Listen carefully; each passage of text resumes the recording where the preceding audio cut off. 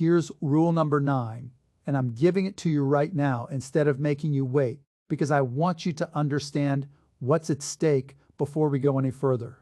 The people who are quietly worth 7 and 8 figures, the ones you'd never guess at looking at their car or their house, they all know exactly how much money is enough for them, down to the number, and they stop chasing past it. Everybody else, they have no ceiling, no number. They just keep running on a treadmill that never ends because nobody ever taught them to ask the only question that actually matters enough for what. I've sat across the table from guys worth more than me who are miserable, and I've had dinner with people worth a fraction of those who are completely at peace. The difference wasn't the bank account. It was that one group had rules and the other group just had ambition.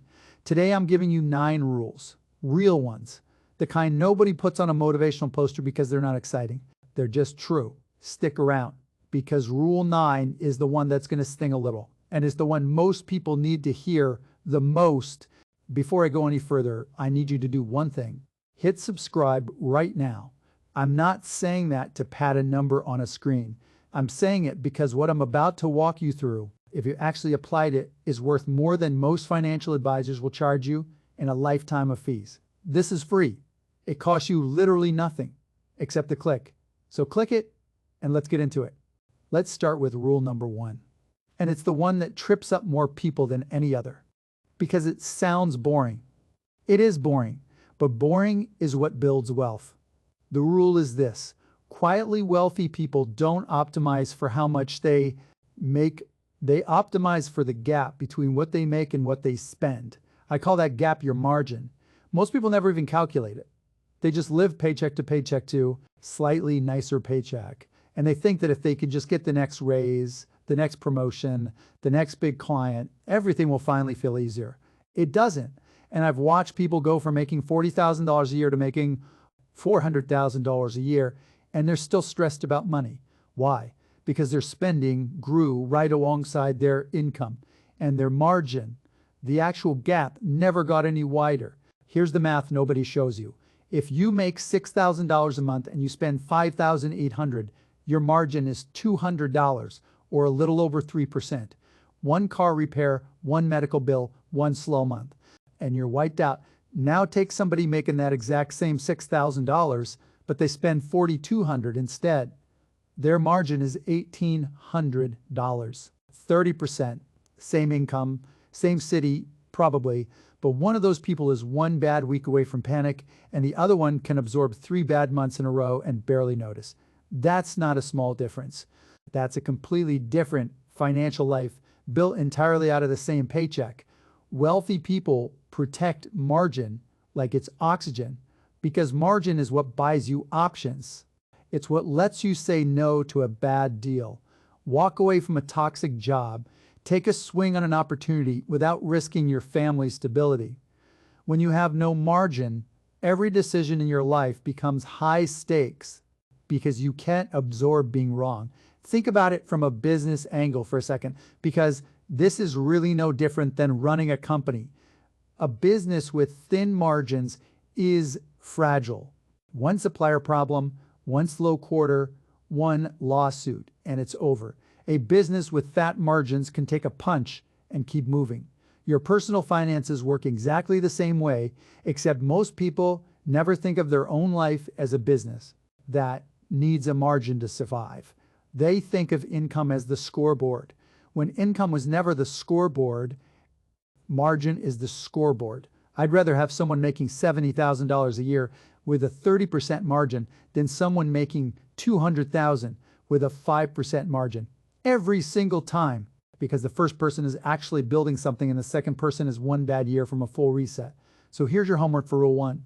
Go look at your last 3 months, divide what you actually save by what you actually earn.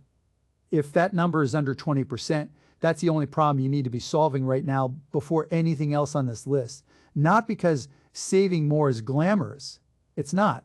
But because margin is the foundation, everything else in this video gets built on top of. Rule number 2 is about paying yourself first. And I know you've heard that phrase 1,000 times, so let me tell you why almost nobody actually does it. It's not that people disagree with the concept. Everybody agrees with the concept. The problem is they try to do it manually at the end of the month after everything else has already been spent. That never works. There's always a reason. A dinner out, a subscription you forgot about, a treat yourself purchase that felt justified in the moment. By the time the end of the month rolls around, there's nothing left to pay yourself with. Quietly wealthy people flip the order completely. The moment the paycheck lands, before a single bill gets paid, a chunk of it moves automatically into savings or investments. It's not a decision they make every month. It's a decision they made one time and then automate it, so their willpower never has to show up for the fight. This matters because willpower is the least reliable resource you have. It's strong on Monday morning and completely gone by Friday night after a rough week. Automation doesn't care what mood you're in. I've built companies, I've sold companies, and one pattern shows up in every single wealthy person I've ever met. They removed themselves from the decision. They didn't rely on discipline in a moment. They relied on a system they built when they were thinking clearly. So here's rule 2 in practice. Set up an automatic transfer the same day your paycheck hits. Even if it's a small percentage to start, even if it's 5%, the amount matters less than the habit of never seeing that money as spendable in the first place. I've talked to plenty of self-made millionaires over the years, and almost none of them described themselves as having incredible discipline. What they actually had was a system that didn't require discipline in the first place. That's the real unlock. You're not trying to become a different person with iron willpower. You're trying to build a system so good that your current, completely normal willpower never even has to get tested. And that leads directly into rule number 3, which is the silent wealth killer, lifestyle creep. This is when every time your income goes up, your spending quietly follows it, dollar for dollar, without you ever consciously deciding it should. You get a raise, and suddenly you deserve the nicer apartment. You land a big client, and suddenly the car needs an upgrade too. A friend gets a new watch, and suddenly yours feels outdated even though it worked perfectly fine yesterday. None of these decisions feel reckless at the moment. Each one feels completely reasonable on its own. That's exactly what makes it so dangerous. It never feels like the moment you went off track, but add them up over 10 years and you get someone who's making 4 times what they used to make and saving the exact same dollar amount they always did. I've watched this happen to people who were brilliant at making money and terrible at keeping any of it. And the pattern was always identical.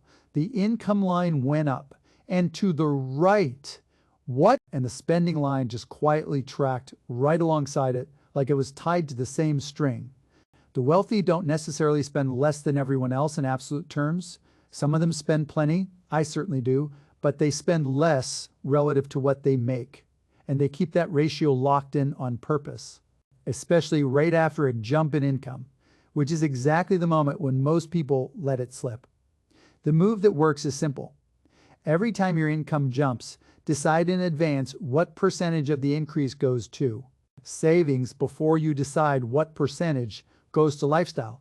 Do that on purpose, in writing, before the money even shows up, and lifestyle creep never gets the chance to make the decision for you. Rule number 4 is about what you actually put your money into once you've got that margin working for you. And it comes down to one blunt distinction. Does this thing put money in your pocket? Or does it take money out of your pocket every single month you own it? An asset pays you, a liability costs you. That's it. That's the whole test. A rental property that cash flows is an asset. A boat that costs you $400 a month in storage, insurance, and maintenance is a liability. Even if it's fun, even if you paid cash for it. I'm not telling you never to buy the liability. I bought plenty of things that lose money every month just because I wanted them, but the quietly wealthy know the difference, and they sequence it correctly. They build a base of assets first, things that generate cash flow or appreciate reliably. And only after that base is solid do they allow themselves liabilities funded by the income those assets throw off, not by their main paycheck. Most people do it backwards. They buy the liabilities first on credit, hoping the assets will show up later once things settle down. They never settle down because there's always a new liability waiting right behind the last one. And I've seen this exact pattern with people who made real money fast, in business, in sports, in entertainment. They upgrade the house, the cars, the vacations, all before a single dollar is working for them in an asset that pays them back. Then the income slows down, because income always eventually slows down or gets disrupted somehow. And there's nothing underneath them, no base, just a stack of monthly payments attached to things that are worth less every year. The people who stay wealthy quietly for decades built the base first. It's not sexy. Buying a rental property that needs a new roof is not as fun as buying a new car. But one of those things pays you every month for 30 years, and the other one costs you money every single month you own. It's rule number 5 ties directly into this, and it's about protecting the downside before you ever chase the upside. Everybody wants to talk about the next investment, the next stock, the next opportunity. Almost nobody wants to talk about insurance, emergency funds, or estate basics because it's not exciting. But here's the truth. One uninsured event, a lawsuit, a disability, a death without a plan in place can erase decades of careful building in a single event. I've seen fortunes get wiped out, not because someone made a bad investment, but because they had zero protection when something completely unpredictable happened. Quietly wealthy people build the floor before they build the ceiling, emergency fund first, adequate insurance next, basic estate documents after that. Only then do they start swinging for bigger returns, because they've already made sure that a single bad break can't take them back to zero. I've done deals, big ones, and I've watched plenty of them go sideways. What separated the people who recovered from the people who never recovered wasn't the size of the loss. It was whether they had a floor underneath them when it happened. The ones with no floor didn't just lose the deal, they lost everything connected to it, because there was nothing to stop the fall. The ones with a real floor took the hit, felt it, and kept standing because the rest of their financial life wasn't tied to that one outcome. Rule number 6 is about debt. And I want to be precise here because most financial content treats all debt like it's the same thing, and it's not even close. There's debt that buys you a depreciating experience, and there's debt that buys you a cash flowing or appreciating asset. A credit card balance carried on a vacation you already took is the first kind. It's gone. The memory's already faded a little, and you're paying 22% interest on nothing. A mortgage on a rental property that cash flows positive every month is the second kind. That debt is working for you while you sleep. The wealthy use debt like a tool, deliberately for things that are producing income or appreciating in value, and they treat it like poison for anything that isn't. They're not debt-free zealots. Plenty of them carry significant debt, but it's productive debt, debt with a job to do. Meanwhile, a huge number of people are drowning in the exact opposite, debt attached to things that are already worthless the moment they bought them. If you take one thing from Rule 6, it's this question. Ask it before you borrow a single dollar. Is this debt going to put money back in my pocket over time? Or is it just letting me spend money I don't have on something that won't be worth anything in a year? I use debt in my own business dealings all the time, plenty of it, but I've never once used it to buy something that was just going to sit there depreciating while I paid interest on the privilege. Every dollar of leverage I take on has a job, and if it can't tell me what that job is, I don't take it on. Rule number 7 is patience, and specifically patience with compounding, which sounds like a cliche until you actually see the math play out over a real timeline. Money that grows at a steady rate doesn't grow in a straight line. It grows in a curve that looks like almost nothing is happening for years, and then suddenly accelerates in a way that feels unfair to anyone who quit early. I've watched people invest for 3 years, see modest results, and bail, right before the curve started to bend upward. The quietly wealthy aren't smarter investors than everyone else. In a lot of cases, they're not even picking better investments. What they have is a longer time horizon and the temperament to sit still while the boring middle part happens. That's genuinely a skill. It's not passive. It's an active decision made over and over again not to touch the money, not to chase the next hot thing, not to panic sell when the market dips. Boring, repeated, unglamorous patience. That's Rule 7, and it's probably the single hardest rule on this list to actually live out because it requires you to do nothing while everyone around you is doing something. I've made a lot of money moving fast. In business, I'm not going to pretend otherwise. Speed matters when you're building a company, but with money that's already invested in working, speed is usually the enemy. So every time I've seen someone blow up a good long-term position, it wasn't because the position was bad. It was because they got impatient waiting for the boring part to finish. Rule number 8 is one that surprises people the first time they hear it. The quietly wealthy stay quiet on purpose. They don't announce their net worth. They don't flex the accounts. They drive normal cars and live in normal-looking houses relative to what they could actually afford. There's a practical reason for this beyond humility. Money that's visible invites problems. It invites requests for loans from families that get awkward fast. It invites lifestyle comparison that pressures you to keep spending. It invites people who want a piece of you rather than a relationship with you. I built and sold companies for real money. And one thing I noticed fast is that the moment people think you're wealthy, the nature of every relationship in your life shifts a little, whether you want it to or not. Staying quiet about money isn't about being secretive or dishonest. It's about protecting your decision-making from outside pressure. When nobody knows what you're worth, nobody's opinion about your spending can push you off your own plan. I'm a public figure. I can't exactly hide what I'm worth. People can look it up. But even I've noticed that the loudest, flashiest displays of wealth almost always come from people who are newer to money and still trying to prove something either to other people or to themselves. The people who've had real money for a long time quietly tend to stop needing anyone else to know about it.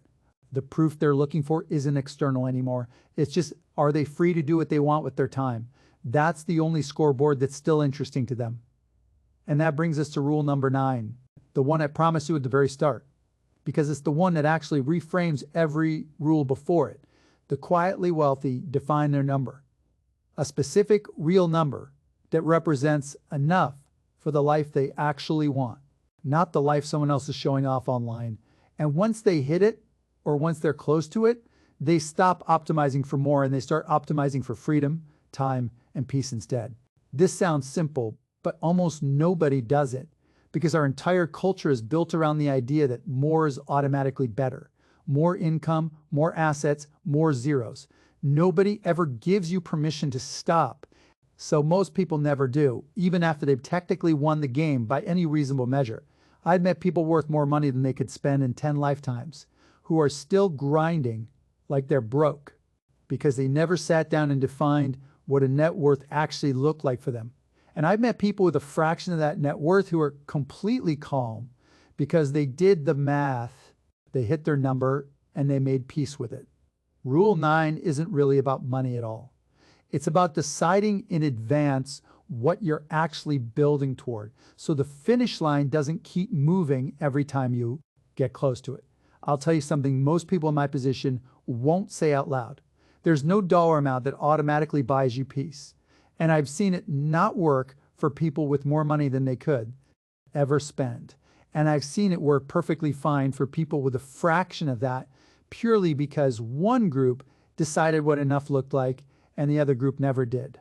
If you skip every other rule on this list and just do this one thing, sit down and write out an honest number, a real one, that represents a life you'd actually be happy with. You'll be ahead of almost everyone chasing money right now because most of them have no idea what they're even chasing toward. So here's your challenge, and I want you to actually do this, not just nod along and close the video. Tonight, pick one rule from this list, just one, and write down the specific action you're going to take because of it. If it's rule 1, calculate your real margin percentage. If it's rule 9, write down your actual number, the one that means enough.